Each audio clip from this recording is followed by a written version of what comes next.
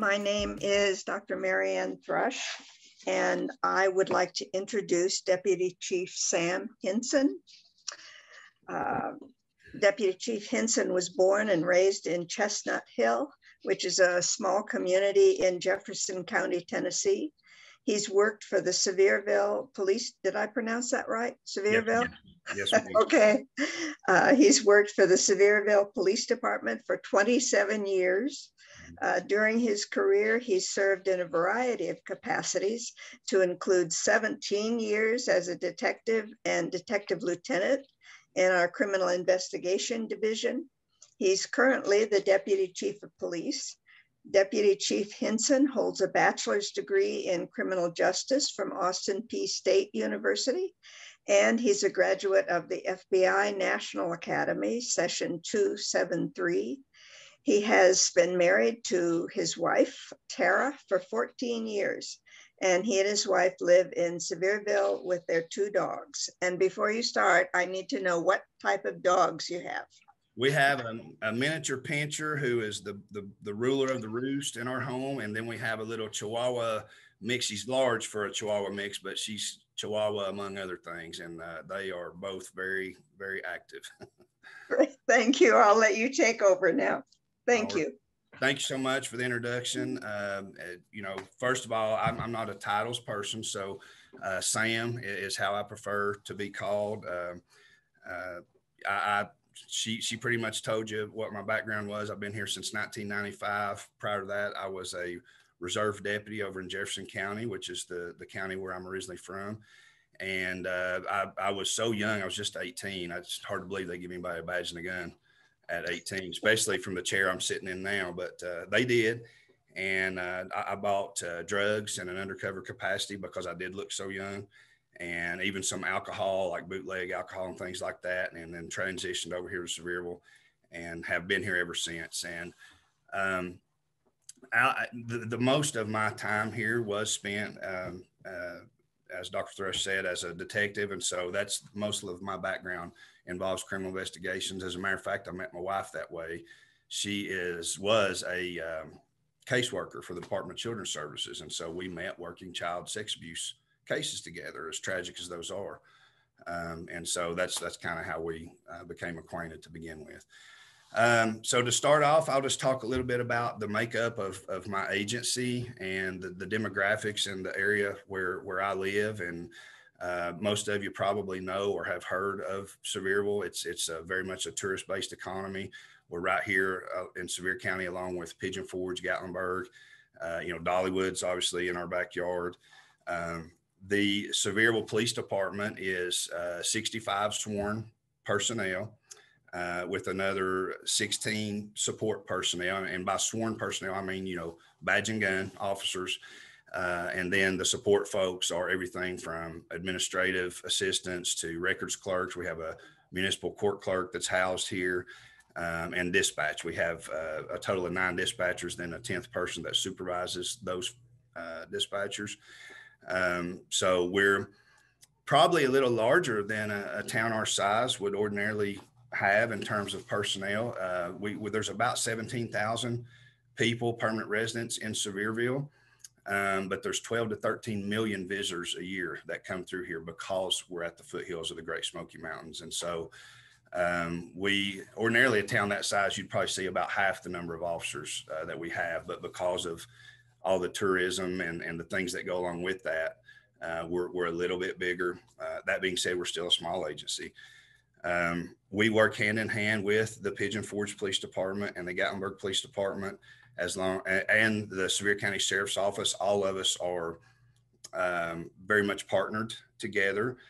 When there's any large scale event, you'll see many times those agencies will come together regardless of the jurisdiction, because most of the agencies are similar in size to what we are.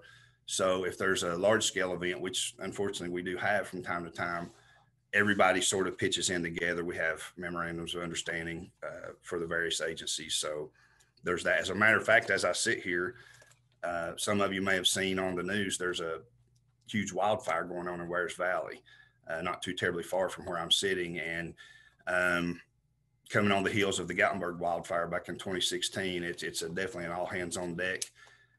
They have not called for us yet. The possibility exists that I may have to leave the meeting suddenly. I hope not, but certainly if they call, we're going to go and help out where we can. So let me start moving towards the topic I'm supposed to be talking about, which is opioid abuse. And I'm going to bet, and please feel free to put something in the chat if you have a friend or a family member that has been touched by issues with addiction and opioid problems and all the tangential things that come from that. I mean, it's most definitely an epidemic and has been for many years. I think the press at the national level is sort of paying more attention to the opioid epidemic than they have in years past. It's become that big of a problem that it has national attention, and we in law enforcement have been seeing that for years. In particular here in East Tennessee, as it pertains to how we have faced it here where I'm at.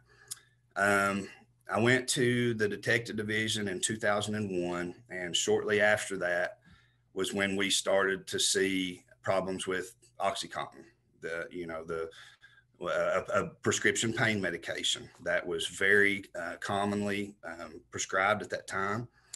And it's an opioid derivative, and any opioid comes from the opium poppy, that's hence the name opioid. I'm sure most people know that. But those things were in the early days, and this has been proven in a court of law, they were overprescribed because the company that manufactures them downplayed the addiction issues and the severity of what that would look like. And, many physicians gave them out in good faith because a physician, of course, wants to treat pain and chronic pain. And they were, the pills were given out probably more freely than they should have been. And so in Sevierville, at least, that's what we saw. People would get on pain meds for legitimate reasons. Athletes, even you have an injury from playing softball or football, or maybe you have a car crash and you have some whiplash or pain in your neck or anything that caused you some significant pain. And in those days, the doctors were writing prescriptions for pain meds. And so I see somebody popping up about Big Pharma. I do have an article I'm going to reference towards the end of this because I want to hear what people have to say about Purdue in particular, the Sackler family. They've been in the news, and that is a thing. And I'll talk about that a little later. But anyway, so we started seeing addiction problems. People get on the pain pills. You take them 3 or 4 days, maybe a couple of weeks, depending on your chemical makeup of each individual. I'm sure it varies. And people were getting hooked very quickly. And it's so tragic to watch. And at the time, we didn't necessarily know what we were seeing. But now in hindsight, it's very evident what was going on. And so people were becoming addicted. And once that addiction sort of takes root in a person, it's a sickness. It very much determines how they function in day-to-day life. And, when I was at the FBI Academy, one of the classes I had was one of the topics covered was really addiction versus choice. Is it a sickness or is it a choice? And the class was very divided. And there were very strong opinions from both sides. And, you had one camp sort of saying, well, they chose to do it. They shame on the person that uses the drugs because they made that a personal choice. And, now all the stealing and the bad behavior that comes from trying to get that next fix is that person's fault. And honestly, I used to feel that way myself to a degree. And the more I've learned about it and more I learned about addiction issues, and I'm not trying to absolve someone for making poor choices, but certainly I do believe that addiction is a sickness and it's something that requires treatment. And unfortunately, boy, when it gets the hooks in you, it is very difficult to overcome that. And I'm going to bet that, as I referenced earlier, many people watching this probably have family members or loved ones that have experienced trouble with that type of thing. So anyway, to move on, once the addictions take hold, people will do anything to get pills. Now I'm talking early 2000s, okay?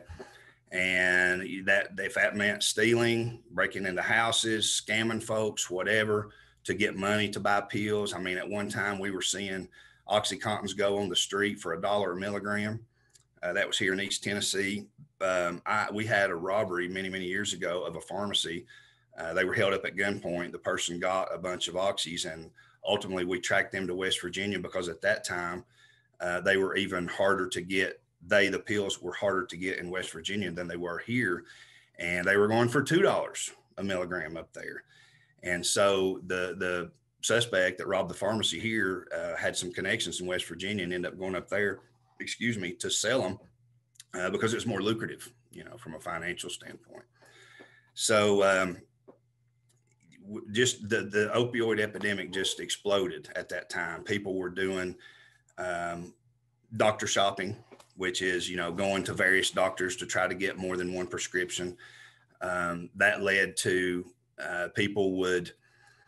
you would have individual A in Sevier County that would have the ability to front a group of people money. And I'm talking about thousands of dollars, tens of thousands of dollars in some cases.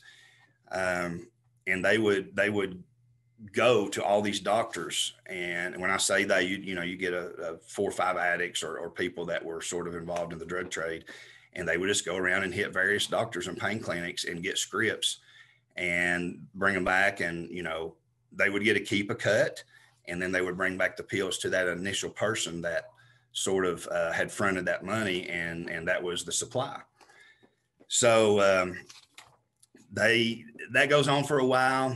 The state of Tennessee starts recognizing that there are doctor shopping problems, and they changed the legislature and added some laws and things that, made that a crime. And there's a database that doctors have to check to see if person A has more than one prescription, written by various doctors. And so doctors became more aware of addiction issues and the problems that go along with that.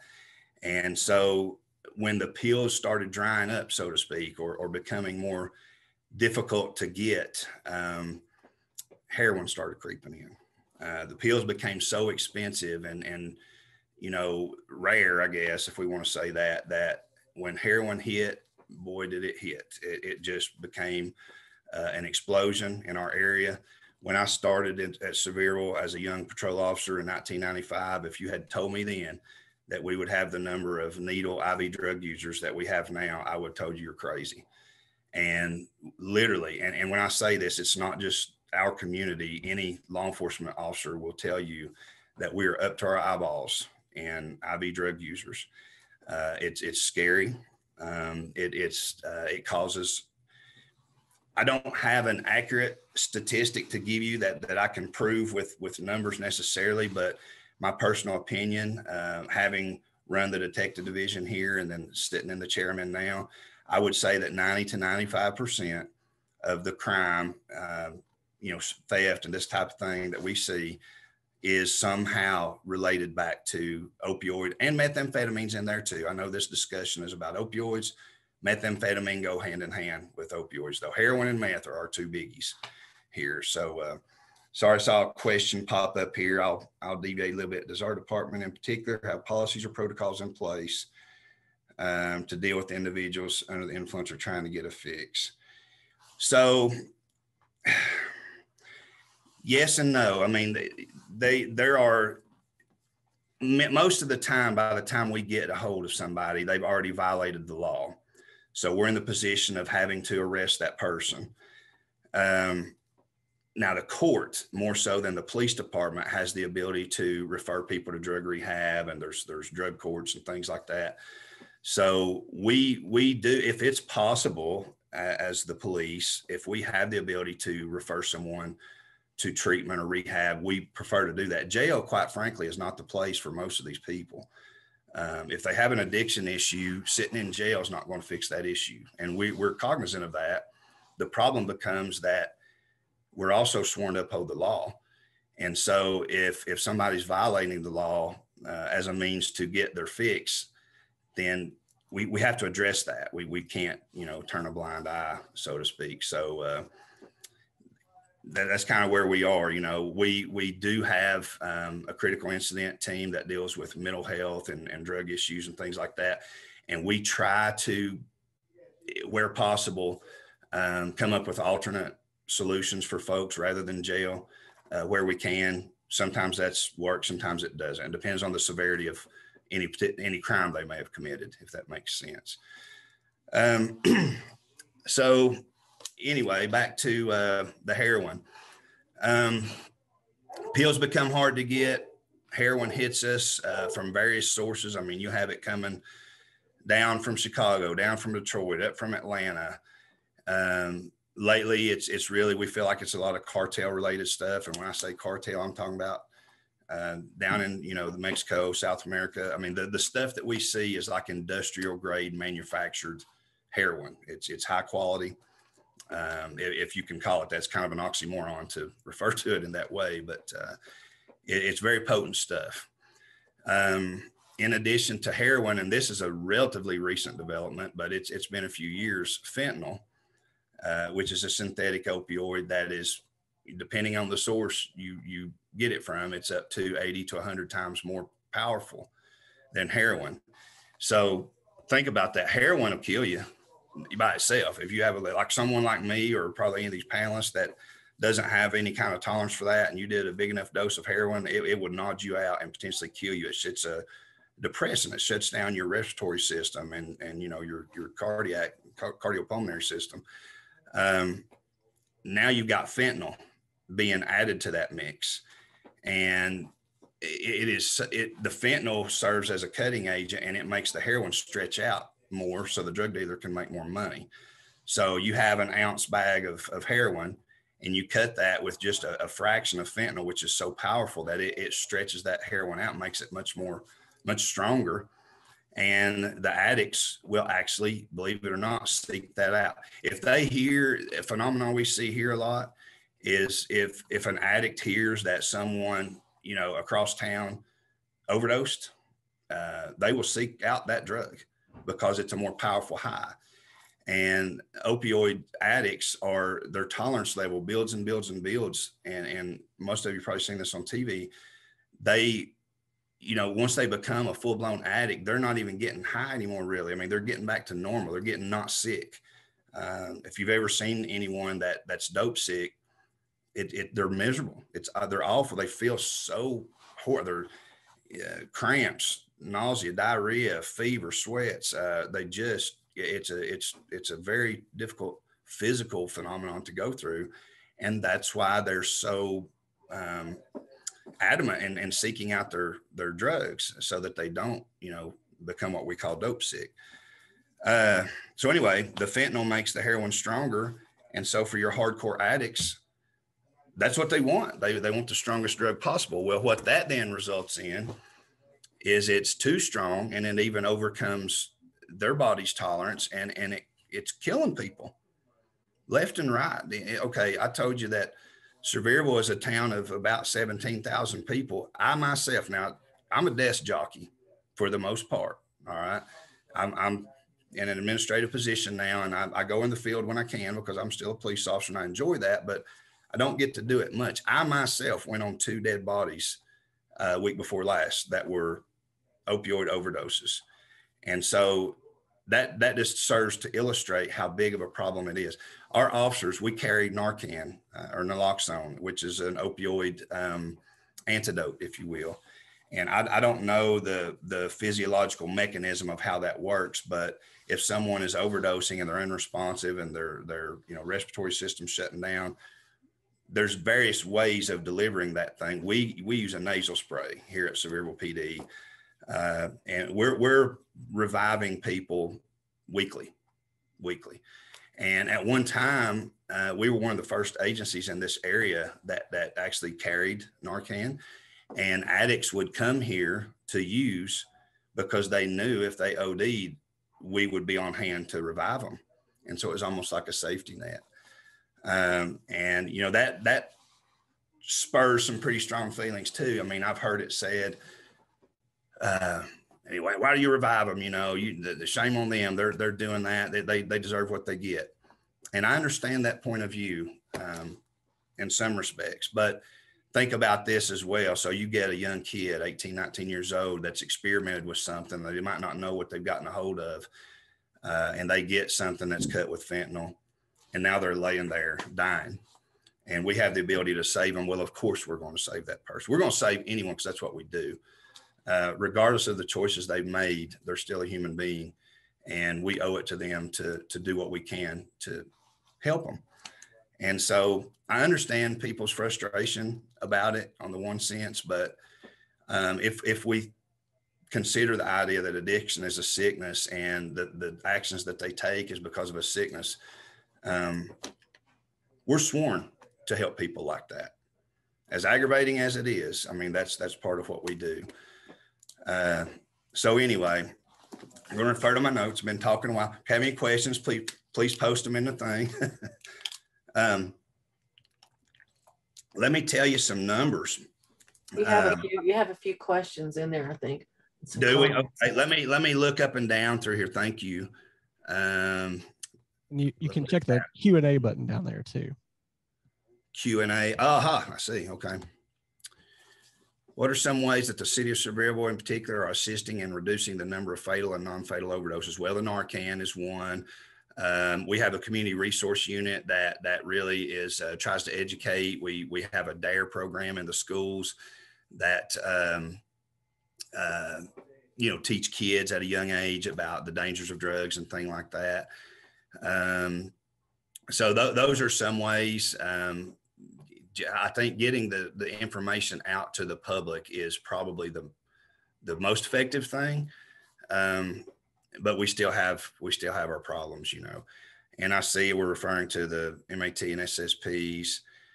I don't know what necessarily those acronyms stand for, but going on down to Kaylee's question about Sevier County using Judge Sloan. Yeah, so Judge Sloan is in our circuit. He's in Jefferson County most of the time. He's I say friend of mine. He's a professional friend of mine. I've known him since he was a prosecutor, actually, at the DA's office many, many years ago. And that program is used here. I've got to confess, I don't know. I'm a little removed from the court system and the role that I'm at now, so I don't know all the mechanisms. But in answer to that question, yes, those programs are utilized. One of the opioid panels I've been a part of in the past, Judge Sloan was on there. Nicole Ogle is the executive director of Sevier County Cares, and they deal with a lot of addiction issues. Matter of fact, they give us our Narcan that we issue to the officers from a grant. So those programs are utilized. I think they're probably underutilized because there's maybe still a lot of folks don't even know that they exist. But the Judge Sloan in particular is a champion of that. And I think he would tell you that there's many, many success stories coming out of those programs. And obviously that's what we want. If someone, overcomes their addiction, my God, the police are all for that because it gets them back to being a productive member of society, which is what the goal is, I'm reading Santana puts down medication assisted treatment. Okay. Nicole Ogle gives out syringes, clean syringes, I think, through Sevier County Cares. We don't, as the police, necessarily do that. And then medication assisted treatment. I don't think that we have methadone clinics here or Suboxone clinics. I think folks are referred to those through court. We, as far as I'm aware, I know we don't have any in the city of Sevierville. I don't believe that there's any in Sevier County. If anybody knows of something different than that, please feel free to post it. But anyway, so let's talk about some overdoses. We started carrying Narcan. We, the Sevierville Police Department, started carrying Narcan in 2016. And it was in the summer of 2016. I think it was August, actually, if I'm not mistaken. And so that first year, we only gave 5 doses. It was in its infancy. The fentanyl and things were just really starting to sort of blow up at that point. And candidly, some of the things we were going on would be dispatched as like a cardiac arrest because the symptoms are very similar. And depending on what the circumstances surrounding the call was, when we were dispatched on a medical call, we may or may not know that it was overdose. So it took some time and training to get our folks to recognize the symptoms of an opioid overdose. So in the early days when we first had Narcan, we might not always know when was appropriate to give it. So that could account for some of the lower numbers too. But just going back to the numbers, so that first year, 5 doses, 2017, 32 doses, 2018, 93 doses. You can see where that's going. 2019, 117 doses. And then 2020, it backed up some. And I'm a firm believer that's part and parcel because COVID. We went down to 64 doses. And then in 2021, 82 doses. And then I did these notes about 2 or 3 weeks ago. And it said I've gotten written down here 13 doses in 2022 with 2 deaths already. That's probably doubled by now because of 2 of the deaths that we've had. There's 4 deaths because I went on 2 of them myself after having written this little note sheet that I'm referring to. And let's talk about that for a minute. So the place, it's very difficult to do, but you can, under the law, charge someone with second-degree murder. If Sam supplies dope to Dr. Atkins and Dr. Atkins uses that drug and dies from it, and we can prove that Sam gave it to him, Sam can be charged with murder. There are federal charges that can be brought as well. And here at Sevierville, we've had 3 instances of homicide, successful homicide prosecutions as a result of, I take that back, 4, I'm sorry, 4, as the result of, a drug dealer giving somebody a deadly drug and then that person overdosing and dying as a result. And I'll hit those briefly. One was a young kid, and he got a hold of something that was cut with fentanyl, didn't know what he was getting, and he died. And we could prove, who gave him the drug. One was a guy took almost pure fentanyl thinking that it was heroin, and it wasn't. It was fentanyl that this dealer had gone to, I won't say the town, but he'd gone to a town out of state to pick this up and brought it back. And this gentleman used it, died, and they left him in a van in Kroger parking lot. And he laid there for, about a night and a day before anybody knew to check on him. And so you got this dead body in Kroger with, grandmothers doing their shopping and stuff. It was just a horrible situation. One was a young girl that got tied up with a guy much older than her. And, she had some mental health issues and had a horrible home life and all this. And that's probably why she got with this gentleman, and the gentleman's, and using that term loosely, got with this man to begin with. And he actually stuck the needle in her arm to show her how to use. And it was the first time, as far as we know, and she was about 19, that she had used heroin, and it killed her. And the other one was, it was some friends at a party, and one of them got a hold of a hot shot, and it killed him. So, and 3 of those were prosecuted at the state level. One, and I don't remember as I sit here all the reasons why now, but the U.S. Attorney's Office, I do remember why, because the drug dealer was a target of the Tennessee Bureau of Investigation drug unit works hand in hand with the U.S. Attorney's Office. Even though they're a state investigative agency, they prosecute a lot of things at the federal level. And so this particular case, we were working it up as a state charge, and I'm good friends with a lot of the TBI folks. Matter of fact, the special agent in charge of the Knoxville office and I went to high school together. His name's Derek Newport, great guy. But anyway, on this one death, one of the TBI drug agents hit me up and said, "Hey, I think the source of that is already a federal target. Would you be willing to talk to the AUSA, Assistant U.S. Attorney, that's overseeing that case?" I was like, absolutely. Whatever's going to get this person the most, time. And so it was actually one of the detectives I supervised at the time was the lead agent on this. And they were able to successfully prosecute that particular death at the federal level. And it's not in the state system, it's second degree murder. I'm not as well versed in the federal statutes as I am in the state, because it's rare as a local police officer that you prosecute things at the federal level. It does happen, but it's not frequent. And so I don't remember the code at all, but it was something to the effect of providing dangerous drugs that resulted in death. And and each of those, I think each of those cases, the person that was charged ended up entering a guilty plea to varying, levels of punishment. But I believe we got, upwards of 20 years on most of those. I see a question here.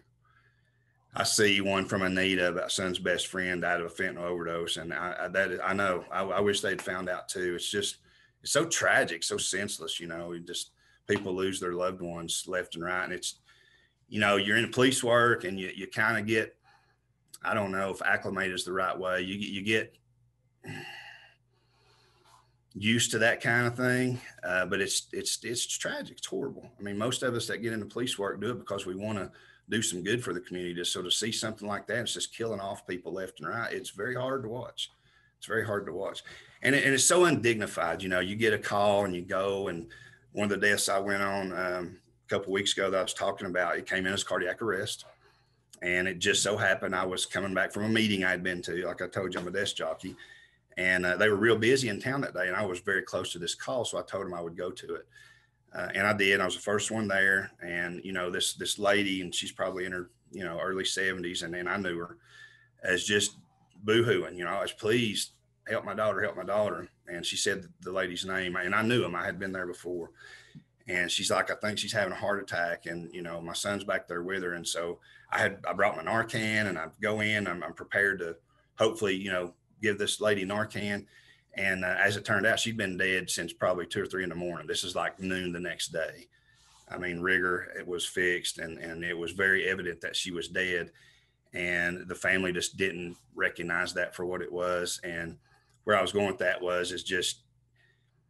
it's just undignified. She's back here in a back bedroom of this, unpleasant little place. And she's died now from this addiction that she's got. And it just, what could she have done with her life had she not gotten this addiction problem? It's so senseless, and death is a very undignified situation in that circumstance.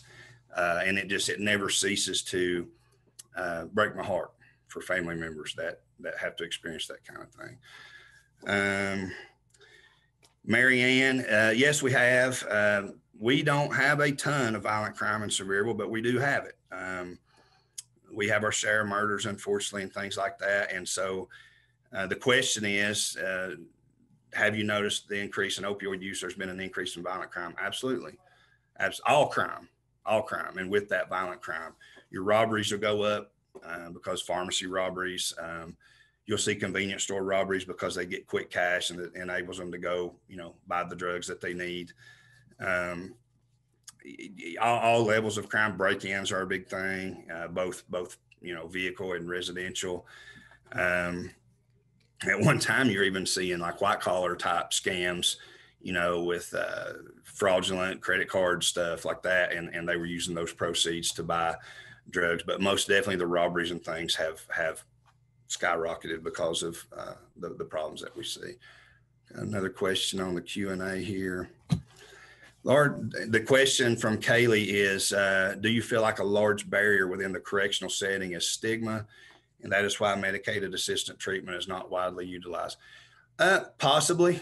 I don't know all the answers for that and I'm certainly not trying to pass the buck, but and it's not because I don't care either, but once we at the police department have made the arrest and sort of gotten that person in the court system, we're not involved that much anymore. So I will say, I think there's probably a stigma for people using methadone and Suboxone and those things, because quite frankly, those things can be abused too.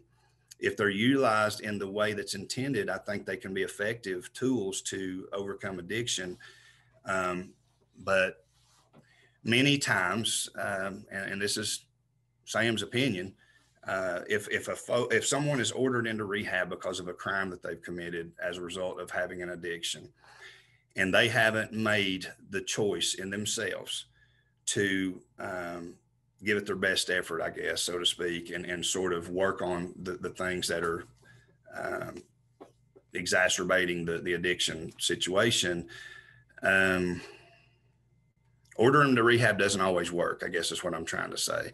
And so when they get the medication assisted therapies, many times they will, the Suboxone or the methadone or what have you, I don't know all the different drug names, but those things become an addiction unto themselves.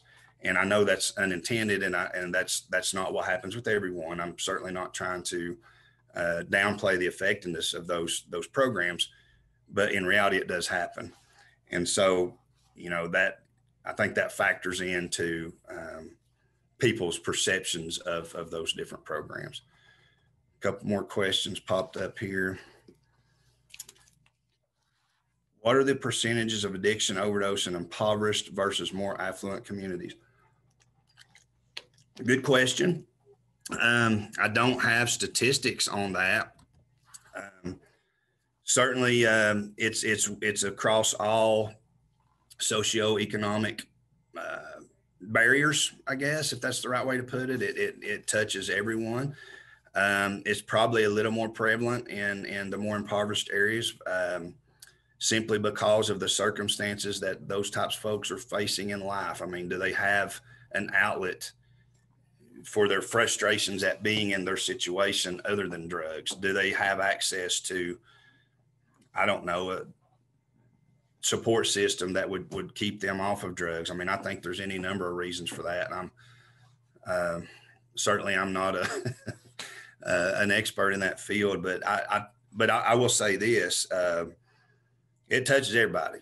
I've seen people with, millionaires. Sevier County is a tourist area, and so there's a lot of money around here.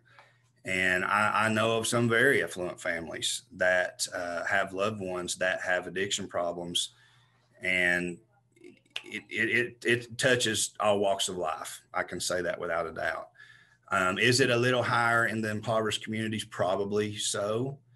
But certainly the middle class or upper middle class or even the elite are not exempt from it. I mean, it touches everyone. Let's see if there's another question here.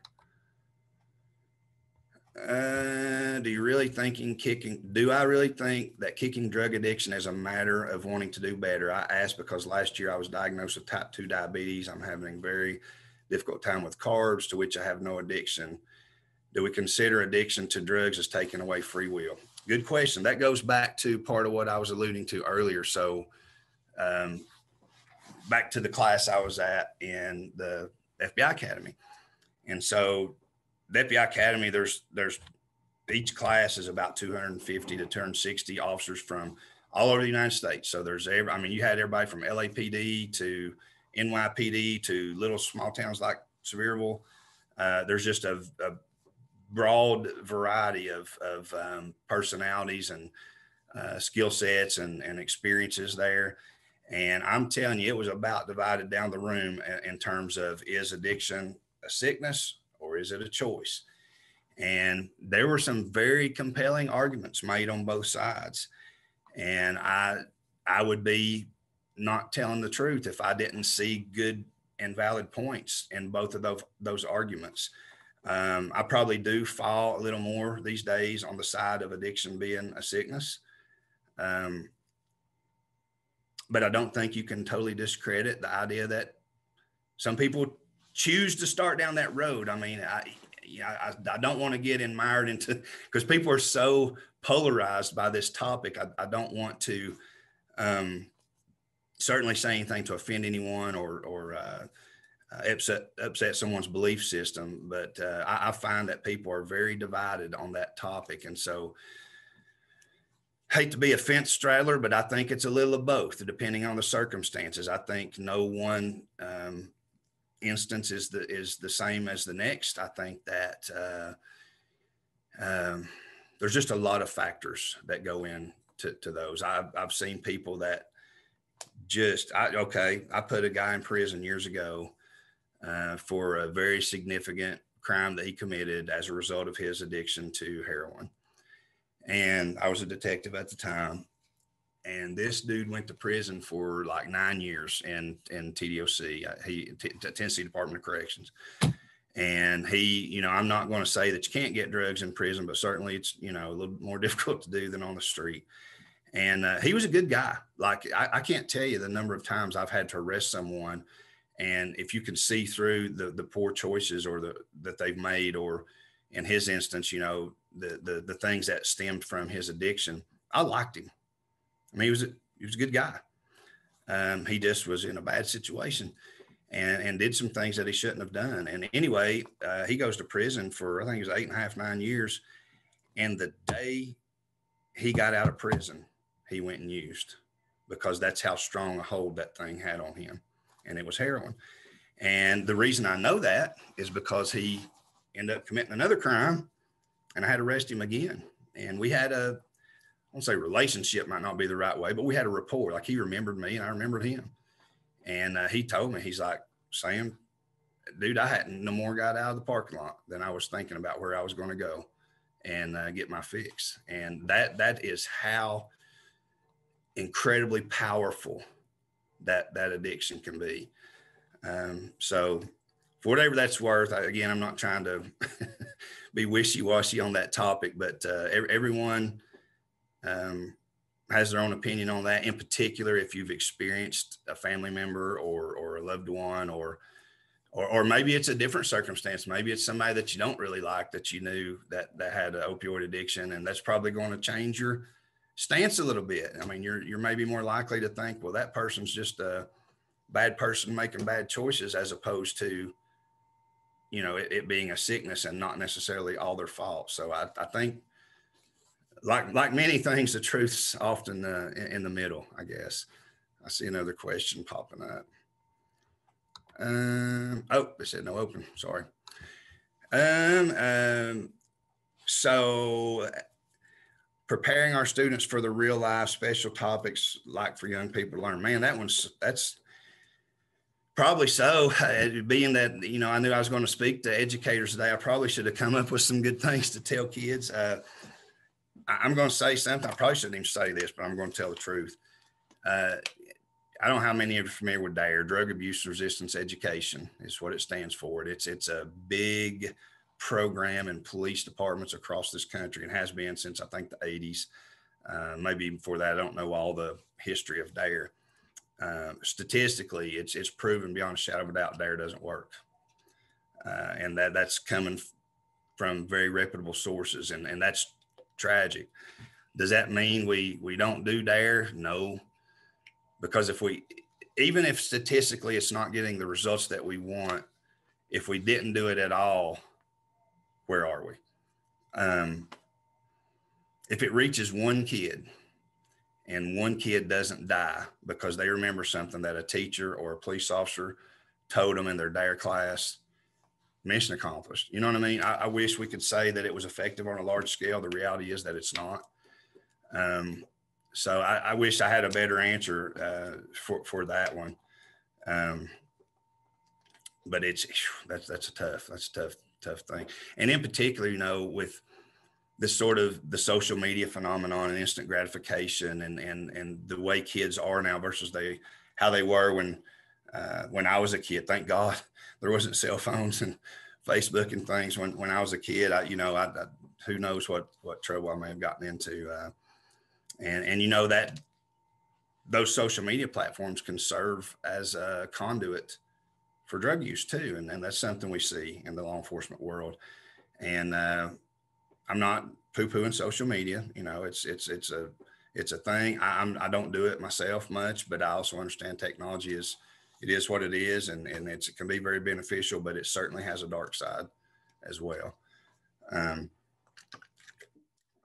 While I'm on that, and let me see what this question is here. DARE started when I was a kid. Me too, I think. I'm 48 years old, and I guess I I don't remember us having a DARE officer in my school. When I got to high school, they don't do high school age groups. I think it's in middle school. I don't think we had one in middle school, but I think it started not long after I got out of middle school, if I'm not mistaken. And it's a program we still participate in. So I don't want to totally downgrade that, but it hasn't been as effective as what we would like for it to be. Let me hit you all talk about a polarizing topic. There was about a 2-year time period from 2014 to 2015, 2016, where mothers that gave birth to drug addicted babies, and that's called neonatal abstinence syndrome, we refer to it as NAS, for short, could be charged criminally for, child abuse because they had used opioids while pregnant. And at the time, I actually charged I think we had 2 cases come up in the city while that law was sort of in effect. And I charged one of them, not because of any personal beliefs, not because of, I was trying to criminalize this mother, but because that's what the law said, and I'm obligated to uphold the law. And after consulting with the Attorney General's office, and, there was a DCS referral made, I charged this mom. That has since been decriminalized because I think the thinking was initially, we've got to do something to keep these mothers from endangering their unborn children if they have addiction issues. Well, that shifted from, having consequences to if we criminalize that, they won't seek out prenatal treatment and they won't seek out the things that they need to help their unborn child because they're afraid of being arrested. And so that law expired pretty much. And boy, you talking about some emotional responses. I mean, I can remember people being just in various panels I've been a part of, livid on one side or the other about that. So there's another one I'm on the fence about. Like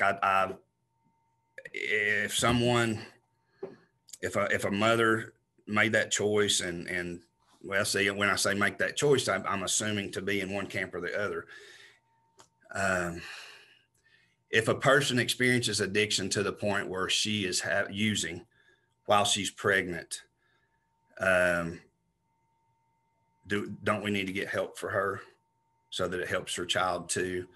And if she's afraid of the big bad cops coming and putting her in jail, isn't it at the end of the day going to be detrimental to that baby if she does? Because there's other, what if there's something that's while the child is in utero that it needs some treatment and she doesn't seek that treatment because she's afraid of being locked up?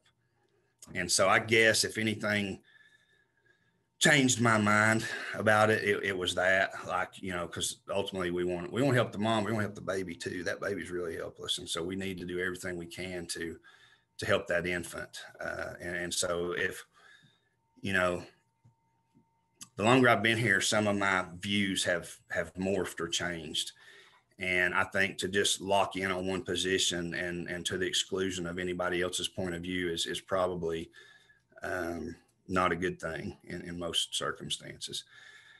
And I'm about at my time, and I want to say this last thing. Boy, I did go 45 minutes, didn't I? Back to what we started talking about early on, big pharma.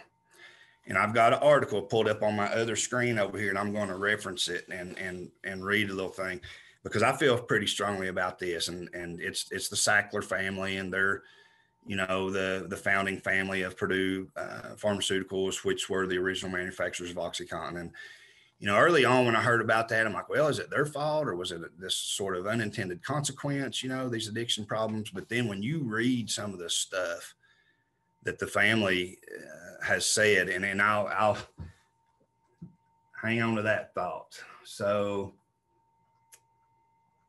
they uncovered emails from one of the the primary stakeholders or CEOs, whatever, family members, and it was Richard Sackler.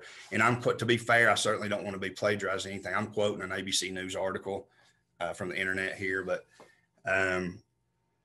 there's a mother that's so Purdue Pharmacy pled guilty to. They settled in civil court a huge, class action case about their downplaying of the addiction problems with OxyContin and encouraging doctors to overprescribe it.